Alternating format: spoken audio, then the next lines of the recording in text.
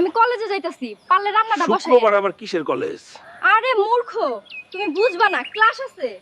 Baby, এতক্ষণে তোমার আসার সময় হলো। আরে ওই গাধাটারে ম্যানেজ করে আসতে একটু সময় লাগছে। যাই হোক, এখন চলো জলদি।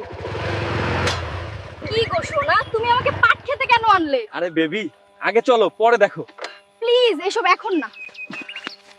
এখানে এত দামি বাইক কই থেকে আসলো? আর এমন শব্দ কই থেকে আসতেছে? এই উন্না আবার কার? তুমি কি আমার সাথে সারা জীবন এই পাট খেতেই কাটিয়ে দেবে? হ্যাঁ, যদি তুমি আমাকে প্রতিদিন এভাবে হাসাতে পারো। হাই হাই, এইটা দেখি আমগো হালকের বউ কলেজে না যাই এইসব করে। ছি, ছি। পাডা হাল্ক, তুই এখানে রান্না বান্না করছো, ওইদিকে তোর বউরে দেখলাম পাট খেতে একটা পোলার লগে আকাম কুকাম করতেছে।